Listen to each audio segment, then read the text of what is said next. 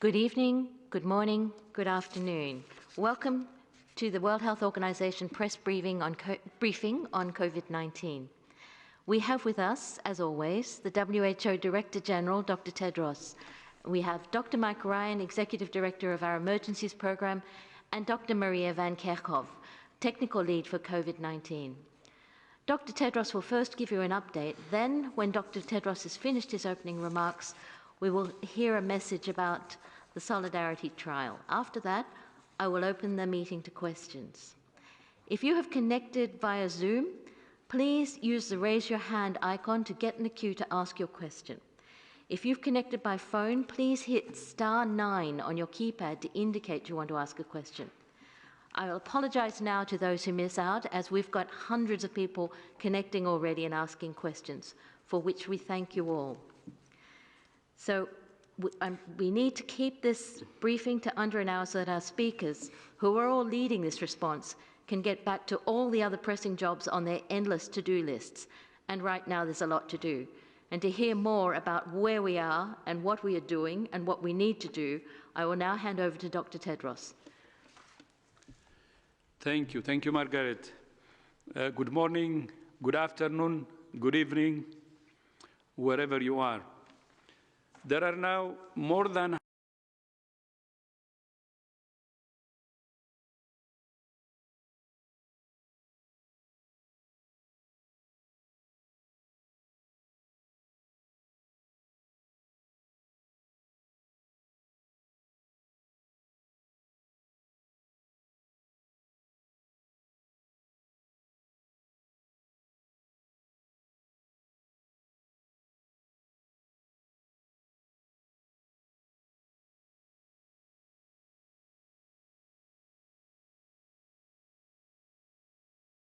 the virus with every resource at our disposal. Unite to confront the pandemic together. We are one humanity with one common enemy. No country can fight alone. We can only fight together. And ignite the industrial might and innovation of the G20 to produce and distribute the tools needed to save lives. We must also make a promise to future generations, saying, never again. Viral outbreaks are a fact of life. How much damage they do is something we can influence. I thank the G20 countries for their commitment to fight the pandemic, safeguard the global economy, address international trade disruptions, and enhance global cooperation. This is especially important for countries who are not part of the G20, but will be affected by decisions made by G20 countries. Earlier today, we held a briefing with around 50 ministers of health from around the world, at which China, Japan, the Republic of Korea, and Singapore share their experiences and the lessons they have learned. Several common themes emerged about what has worked.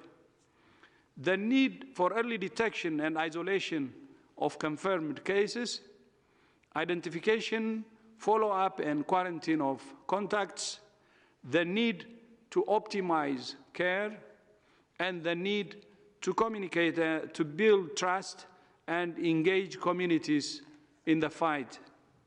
Countries also expressed several common challenges. The chronic global shortage of personal protective equipment is now one of the most urgent threats to our collective ability to save lives. WHO has shipped almost 2 million individual items of protective gear to 74 countries that need it most, and we're preparing to send a similar amount to a further 60 countries. But much more is needed. This problem can only be solved with international cooperation and international solidarity. When health workers are at risk, we're all at risk. Health workers in low and middle-income countries deserve the same protection as those in the wealthiest countries. To support our call on all countries to conduct aggressive case finding and testing, we're also working urgently to massively increase the production and capacity for testing around the world.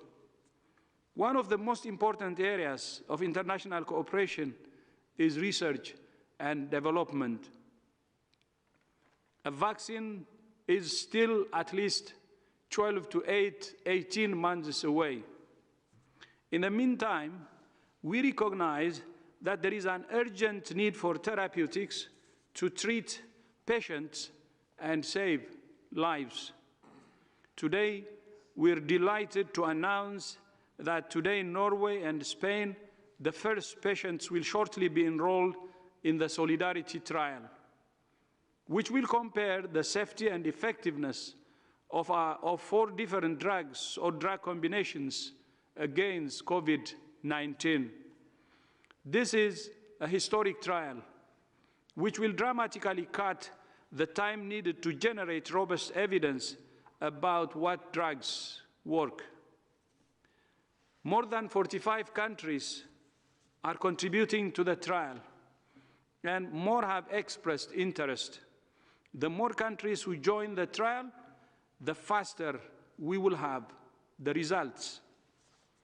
In the meantime, we call on all individuals and countries to refrain from using therapeutics that have not been demonstrated to be effective in the treatment of COVID-19.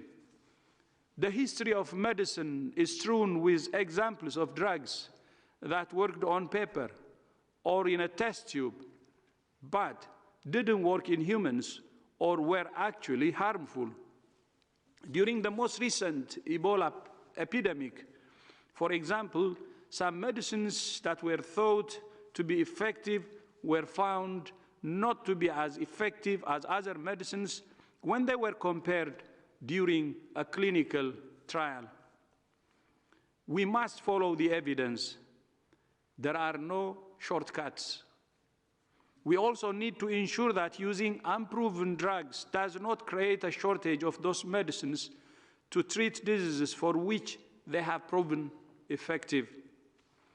As the pandemic evolves and more countries are affected, we're learning more and more lessons about what works and what doesn't. WHO is continuing to support all countries in the response. We have published more than 40 guidance documents on our website, providing detailed evidence-based recommendations for governments, hospitals, health workers, members of the public, and more. More than 1 million health workers have been trained through our courses on openwho.org. We will continue to train more. We're also delighted to report that the COVID-19 Solidarity Fund has now received donations of more than $108 million in just 2 weeks from 203,000 individuals and organizations. Thank you to each and every one of you. The English version of our WhatsApp Health Alert now has more than 12 million users globally, and the Arabic, French, and Spanish versions were launched today. More languages will be added, including Bangla, Chinese, Hindi, Kurdish, Portuguese, Russian, Somali, Urdu, Swahili, and more. I have said before that crises like this bring out the best and worst in humanity. We have recently seen an increase in scams, cyber attacks, and impressions using WHO, my name, and COVID-19. I'm very grateful to those working in various national organizations providing critical cybersecurity intelligence to the WHO cybersecurity team. thank you for your efforts to work with us to protect the health systems, health workers, and members of the general public who rely on our information systems and digital tools. Special thanks to Microsoft for assisting on this. I would like to end with something Singapore's Minister of Health, Gan Kim Yong, said during today's briefing. We're only at the beginning of this fight. We need to stay calm, stay united, and work together. I will repeat. We need to stay calm, stay united, and work together. I thank you. Thank you very much, Dr. Tedros. And as Dr. Tedros mentioned, we've got some exciting news about the Solidarity clinical trial from Norway. And we'll hear a lot more about it via a video intervention by Norway's Minister of Health and Care Services.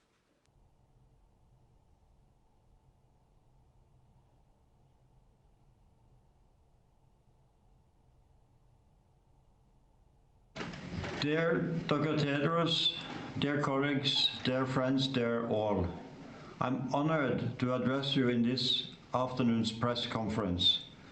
We are in the middle of a global health emergency, but we are also in the middle of a global quest for knowledge unlike anything we have ever seen. I find this happening in the midst of all the bad news from around the world. If we find treatments that are safe and effective, we can save lives. And we can protect healthcare professionals and other high-risk groups from developing disease.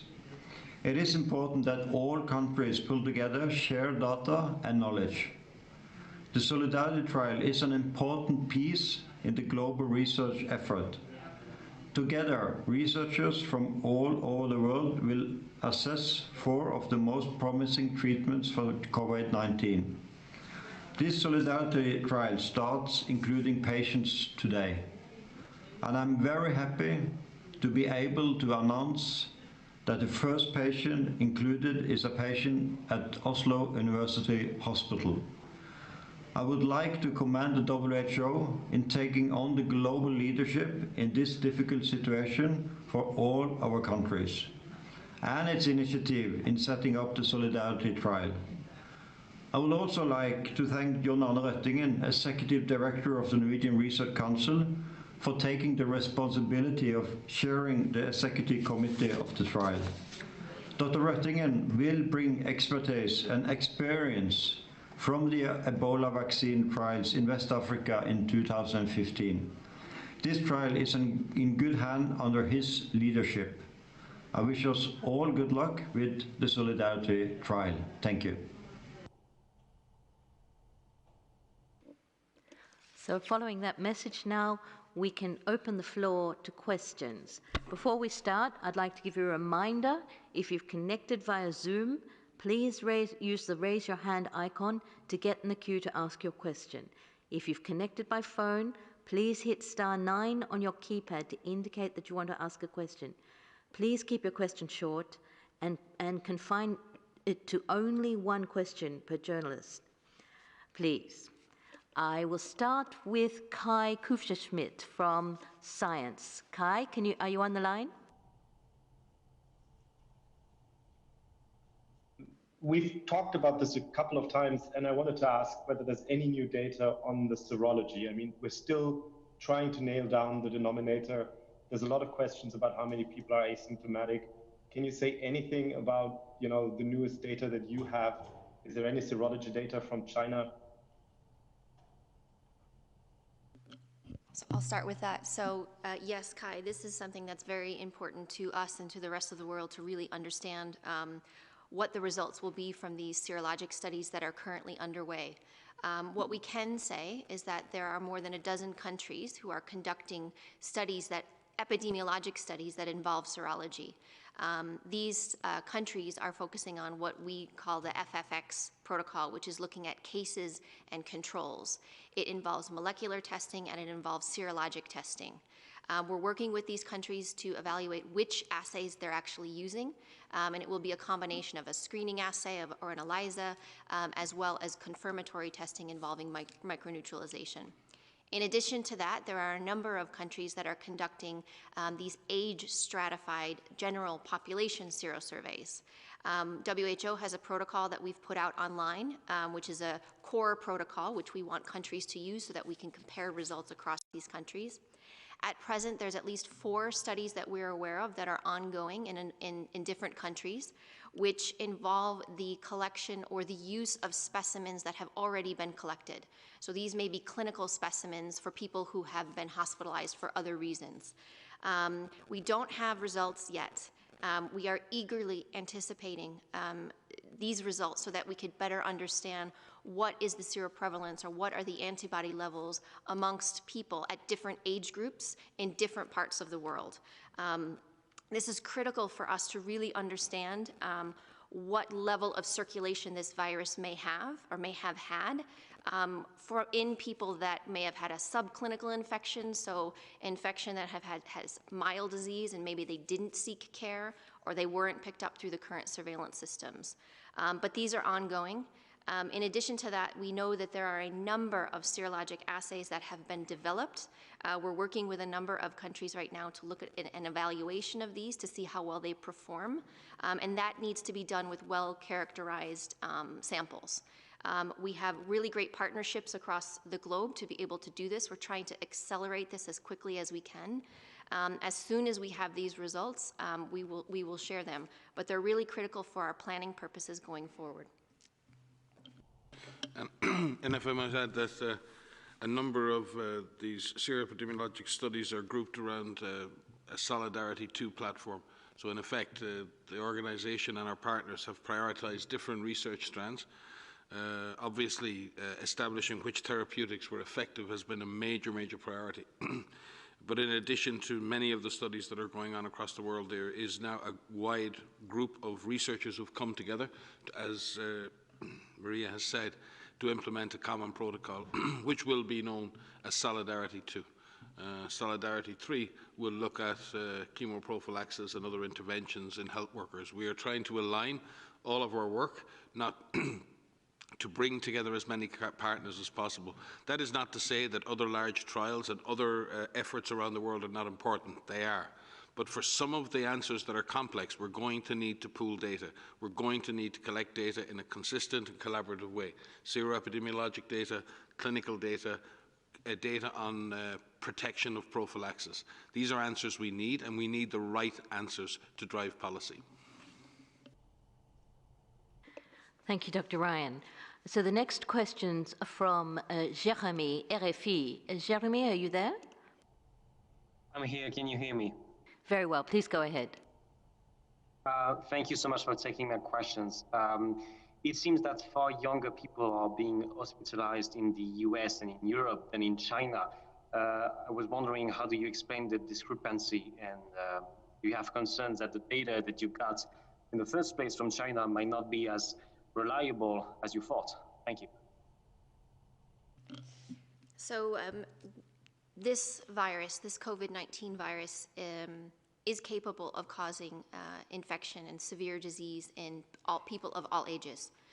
What we know from data across a number of countries, including data from China, including data from the US and Italy and Iran and Korea and Japan and others, is that this virus can cause mild disease, can cause moderate disease, which is described as people who still have pneumonia but don't need oxygen support, who can cause severe disease, can cause critical disease, and who can kill some people.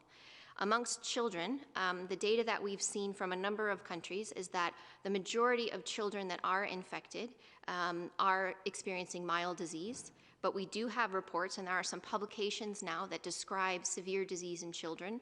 We have reports of deaths in children. There's one in China, and I believe one in the United States as well.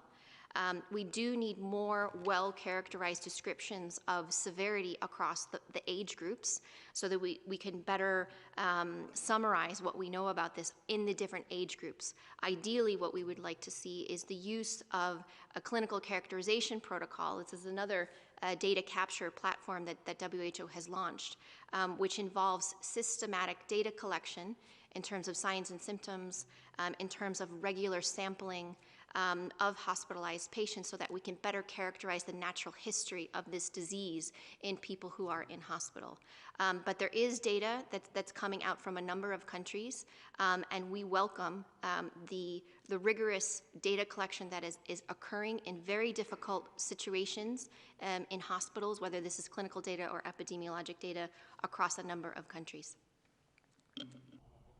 Maybe we could just add that we've been reporting for quite a while now on the spectrum of disease. There's no question that the elderly and those with underlying conditions have been affected much more than other age groups.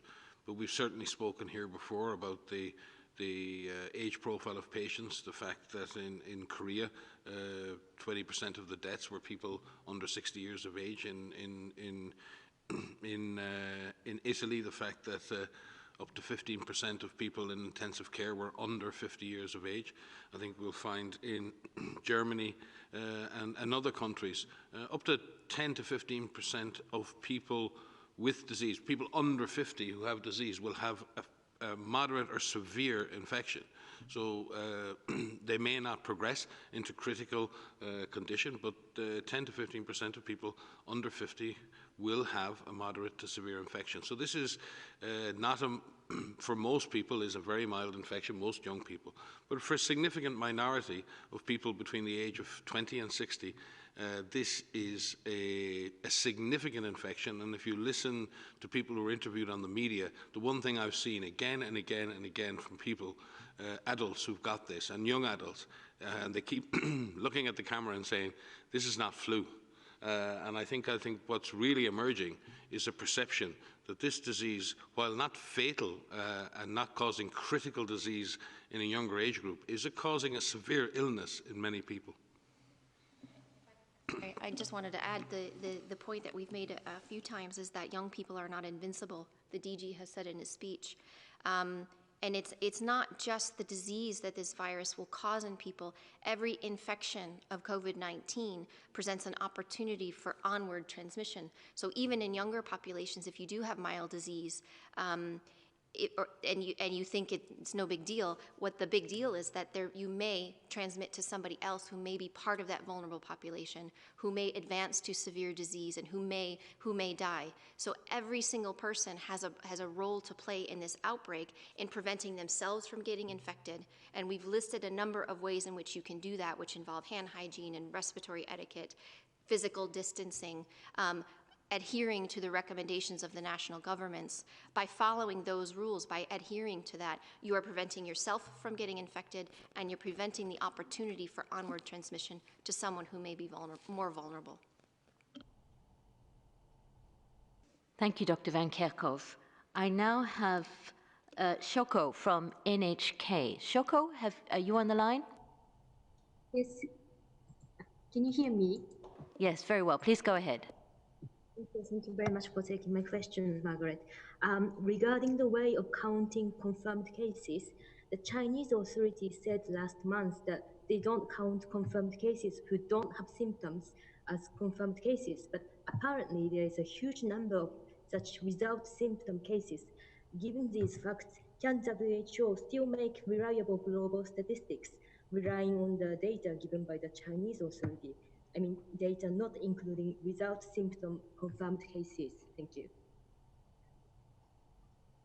So I can start with that. So we have case definitions that we are using, which include a laboratory confirmation, regardless of the development of symptoms. What we know from case reports from several countries is that on the date of report, some patients may not have yet developed symptoms. And so they may be pre-symptomatic. We need to be very careful in our language here. The use of the word asymptomatic globally is, I think, not appropriate. And some people, most people who are identified as asymptomatic because they were identified as part of contact tracing, that means they're already being medically followed, and therefore they're being tested early. Many of those individuals who are listed as quote-unquote asymptomatic are indeed pre-symptomatic, and they go on to develop symptoms a day or two later. What is really important for us in terms of our understanding of this epidemiology is when is transmission taking place and what are the drivers of transmission. From the epidemiologic data that we have, from the viral shedding data that we have, we know that the majority of transmission, the drivers of transmission for COVID-19 are people who are symptomatic. Now that includes people who are in the very early stages of symptom.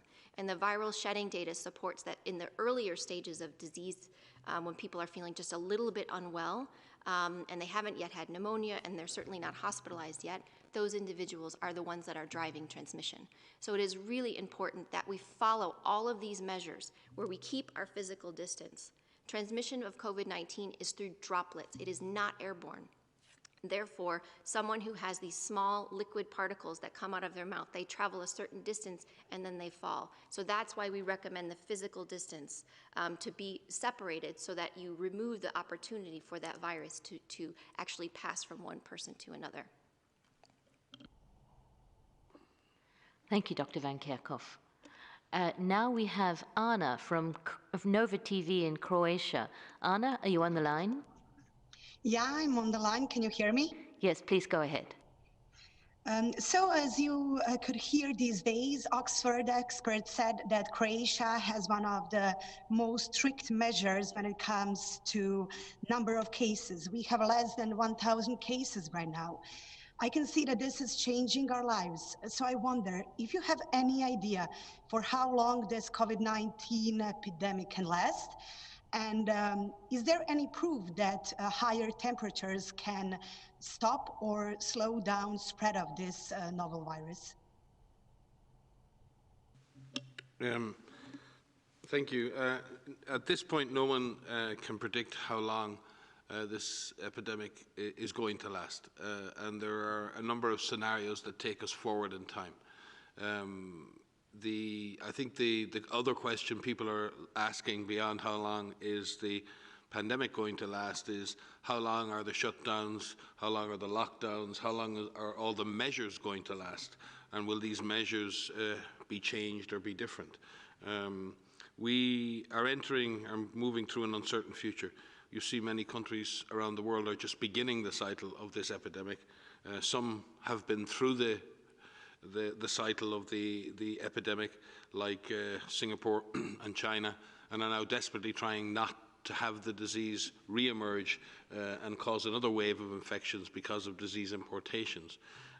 So each country is in a different position, and Croatia is probably in a different position to many other countries in Europe right now. The real trick for countries is to look at the national situation, to look at the subnational situation, to see if you know where the virus is.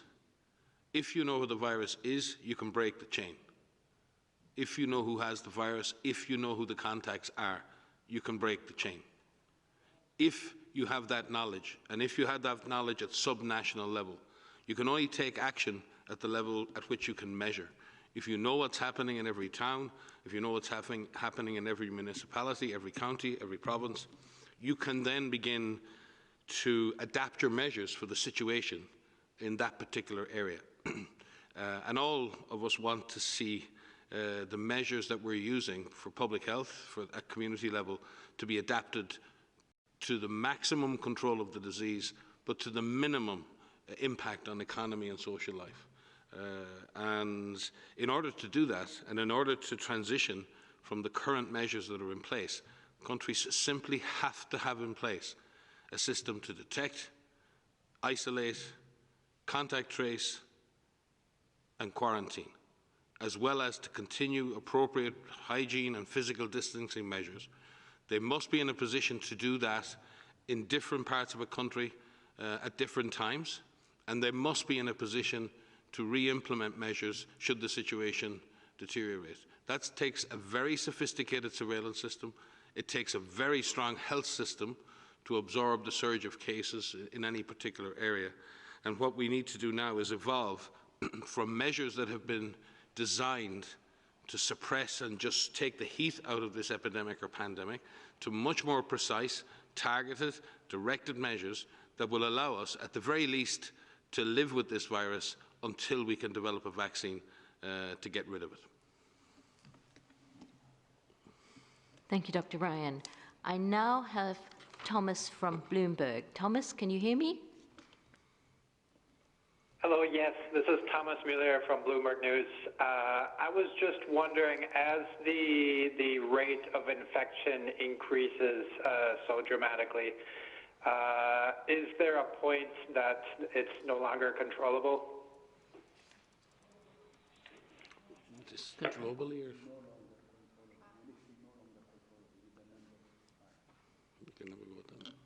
I'll start with that, and maybe Dr. Tedros, maybe Mike would like to answer. So I think, you're saying that the rates are increasing. I think the more we test, the more we're going to find. And that's in one aspect, it's an overwhelming thing to see these case numbers increase. And in some cases, in many countries, the case numbers are going to increase. But you need to test to be able to find where the virus is, as Mike has just said. And so that means those case numbers are going to increase. What we have seen from a number of countries now is that this virus can be controlled. What we have seen is that through the aggressive measures of case finding, testing those cases, isolating those cases, caring for them depending on the severity that they have, making sure that they have adequate care, they don't progress to severe disease, if that's possible, to find all of their contacts, to follow them for 14 days. If you quarantine your contacts, so remove them from the family home or remove them from the community so that they don't have the possibility of transmitting to other people, to having strong leadership, strong political leadership, repurposing your government and having this whole of government approach, to engaging your population, communicating with your population regularly so that they can go through this with you as you adapt your measures, you implement certain control measures, you may lift other control measures. Empowering your population so that they know what they have to do in this fight against COVID-19. We have seen in a number of countries, and the Director General had a very important meeting today with many ministers who shared what works. And what works is this. What works is case finding, is contact tracing, is mobilizing your population and communicating with your population. It's making sure that you have arrangements in place so that people who need to be cared for can be, so that healthcare workers are protected, so that PPE is used appropriately and that they're saved for frontline workers and utilized by those that need it most. So your answer to can this be controlled is yes, but it takes a lot of aggressive measures, this comprehensive approach that we have been outlining. And countries will see improvement as they move through the different transmission scenarios. And so we need to apply what works to show that there can be suppression that can happen with this virus. And if I could add, it's really important at this moment that we don't create perverse disincentives to detect cases. We should commend countries that are testing, and we should not punish countries for getting larger numbers. We should recognize when countries recognize reality. We should reward countries and governments for looking. If we create a situation where we overreact to the daily number, then there's no disincentive to actually test. Countries who test and find cases and do lots of testing and know where the virus is should be commended. Secondly, we need to look at rates of things. We compare raw numbers and it's very, very unhelpful at times. We need to look at what is the number of cases as a proportion of the whole population. What is the number of tests as a proportion of the whole population? What's the positivity rate of tests? How many tests have been done, and of them, how many are positive? They give you a much better idea not only of the impact of the disease, but they give you an idea of the effort being made by the public health authority. But it is important that when we look at these numbers rising, part of that rise in numbers is increased detection due to better testing. And we need to be careful that we don't punish people for testing. Having a larger number means I know where the virus is better. Thank you very much, Dr. Ryan. We now have Abubakar Halidu from Nigeria. Could you please, Abubakar, are you there? Yes, I'm there. Please go ahead with your question. Well, is there any country that now you get an information about specific meditation for this COVID-19? And secondly, we need an exact figures of affected peoples in Nigeria. Thank you. Sorry, could you repeat that question? We lost you a little bit. Your second part of the question wasn't clear. Okay, I said we need the exact figures of cases in Nigeria that you have.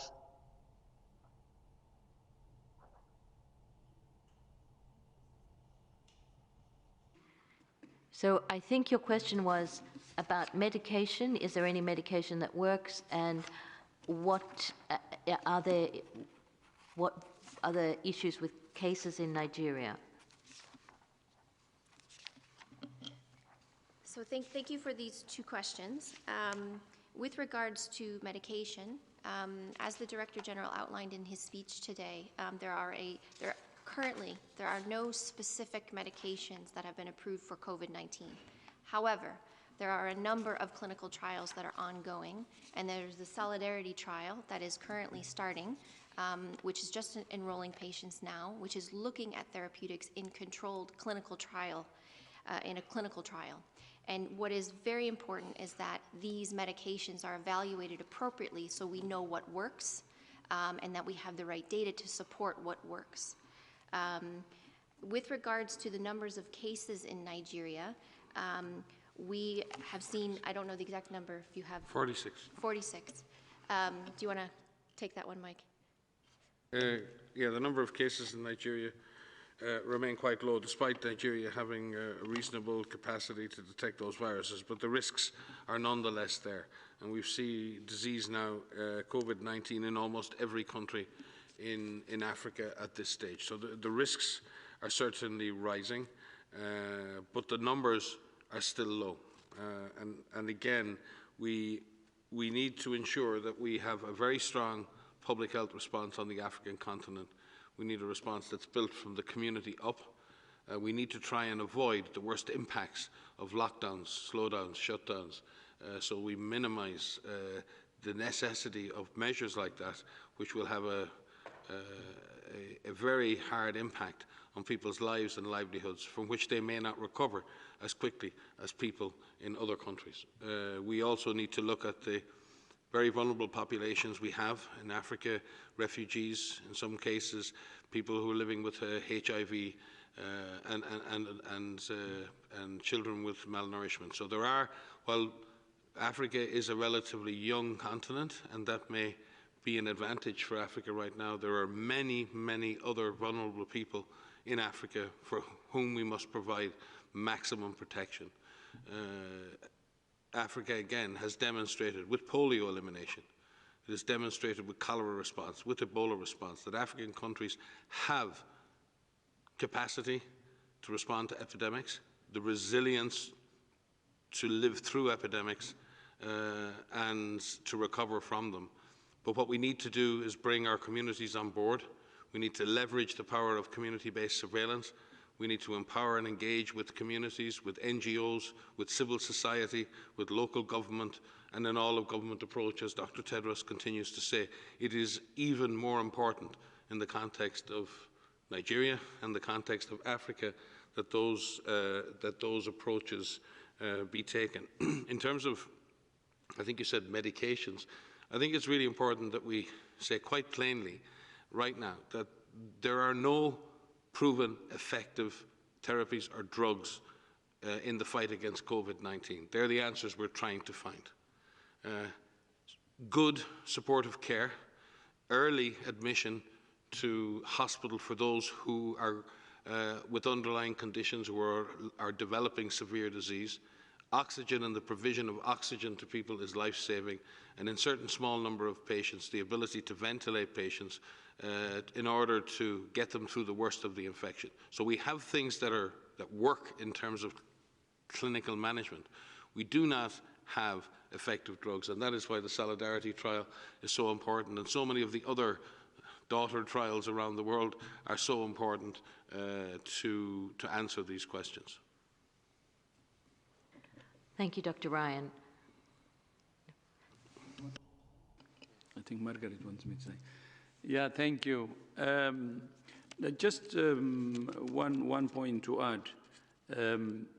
When we have a small number of cases like what we have in Nigeria and many other countries in Africa, that's when you can also be able to do the public health interventions effectively, to test cases, to follow up contacts and isolate the cases so the problem doesn't grow, meaning from those sporadic cases or cluster cases will not grow into community transmission. The problem comes when community transmission starts, when the number of cases builds. When that happens, then doing the public health solutions, we're saying the follow-up, the quarantine, and so on will be difficult, or if not impossible. But at the same time, the growing number of cases means the health system or the healthcare system could be overwhelmed too.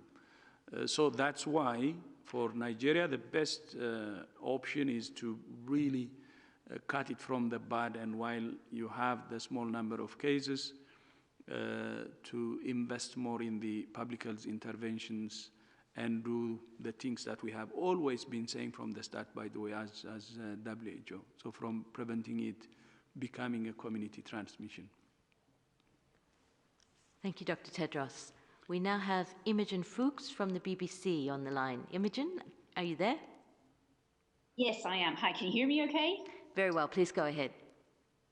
Hi, this is, I think, primarily for Dr. Tedros. And I mean, first of all, I want to say this is an incredibly difficult time, and you are showing leadership, which I think all countries need. However, I'm sure you're aware that you're advising things like aggressive measures, sophisticated surveillance. There was a talk of identifying people and removing them from the community. What do you say to some of the human rights groups who warn that this could set precedents in some countries where these measures will stay and be used for other purposes? Does that concern you at all?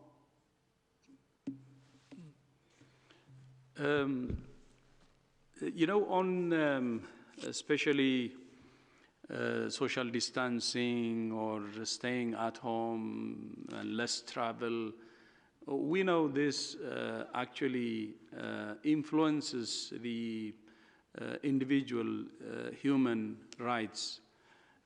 But this is a choice that we should make, meaning in order to have collective security, to be better as society and to fight the virus, we give our freedom, for a while. And this can be arranged by governments. There are many ways. They can use their parliament to have, provisions for a short period. And people will agree as long as it brings collective security, they will agree. And people understand to limit their individual freedom if it's for the betterment of the society and when it's for a short period. So it's a dialogue that should continue between the government and the community. And that's what we're seeing. And without that, I don't think this virus could be stopped. And something we have been saying to governments is, one, you need to have the whole of government approach. All sectors should be mobilized, and whole society approach. And there should be a regular communication and increasing awareness. And in a way, actually, that creates trust in the community. And when there is trust, community trust in the government, then there is cooperation. And what the community is being asked, it can happen, because through trust, you can ensure community empowerment and ownership. And we said it many times, this is everybody's business. This is our collective security, and it can only be assured when each and every one of us contribute to that. If I could just supplement with Imogen that we take the issues of personal data, data protection and intrusion very, very seriously. And our Chief Information Officer, Bernardo Mariano, is working with our Health Information Director, Dr. Oliver Morgan, and many others across the House on ensuring that all of the initiatives we're involved in, while aiming to develop good public health information, be it through apps or other applications, in no way interfere with the individual rights to privacy and protections under the law. And it is important when we talk about surveillance and a surveillance society that in the case of public health, the gathering of information about individuals, their movements, must be done with the consent of the community, and in many cases of the individual themselves. And there are serious issues here that have to be addressed, and that's not just for public health, that's across society and so many other sectors. But there are times when the good of community and the good of the population is something that we're in a crisis, and it is much better through, as the DG said, through trust and community engagement, that individuals are prepared to offer a little piece of individual sovereignty in order to support the community. It's the selflessness of the one to help the many. But that must be a temporary gift. That must be an explicit gift. And that must be something that is not taken for granted. That is a gift of the individual to society, not a demand upon the individual. And I think this is a really important point that guides us in our work inside WHO, and Dr. Tedros is very keen and constantly reminding us of our responsibilities in that regard. Also, in addition to that, we will be and have been working very closely with UNICEF, with the Red Cross Movement and other NGOs, and we will be further strengthening and launching a major initiative on risk communication and community engagement for COVID-19, joining together with UNICEF, with the Red Cross Movement, on scaling up our ability to engage with, drive the participation and ownership of communities all over the world in the fight against COVID. It is through strong communities that we avoid the worst outcomes of this disease, and it is through strong community ownership and participation we will avoid any abuses of human rights that may emerge as the world fights a deadly foe. Thank you very much, Dr. Ryan. We're coming up to the hours, so we've only got time for one question. I apologize very much to everyone else. You can send your questions to media inquiries, and we will make sure that we get them answered. The last question's for Antonio at EFE. Antonio, are you on the line? Thank you for taking my question. Please so, go. Mr. Tedros, you said today that the world must unite against coronavirus, but in the European Union this week, we have seen a lot of difficulties to coordinate a united response. It looks like countries in the north of Europe, like Germany or Netherlands, are showing some reluctance to help countries in the south, like Spain or Italy. Do you have a message to European Union concerning these problems? From what I know, what you said is new information to me. What we have been advocating and what we know is that they're working together. They have a regular forum of the European Union, and the ECDC is at the center, while WHO, through our regional office and headquarters, also we're working with them. And I think a coordinated effort in Europe is important, and that's what I know as far as the information I have is concerned. May I just add that we're extremely grateful to the European Union, the Commission, and particularly to our colleagues at ECHO, who've been providing outstanding support to countries outside Europe and to countries, particularly countries affected by crisis. And it is wonderful to see that even in the midst of crisis in Europe, Europe can still reach out to those that are even more vulnerable and more at risk. And we spoke today at length with Michael Kohler and his team at ECHO. We've been working with our colleagues in DevCo, and it is impressive to see that while in crisis and trying to support each other, Europe is still willing, ready and able to reach out and support those in the South who need their help as well. And if I could just add that we are seeing globally the world uniting in this. We are seeing the solidarity that the DG has been talking about since day one. We are seeing the sharing of information. We're all connected. One country's success is another country's success. One country's failure is another country's failure. We are all in this together. And through this solidarity, through Europe, through North America, through Asia, through the entire globe, is how we are going to beat this. So this is a respiratory pathogen. It circulates. We know so many countries are affected. The only way that we are going to beat this is together. I'll wrap up this press conference for today. We'll reconvene on Monday, and we'll send you a media advisory with all the details on Monday during the day. If you have a question you want answered, please send it to Media Inquiries, and we'll do our best to answer as quickly as possible. Thank you very much. Thank you. Thank you, Margaret.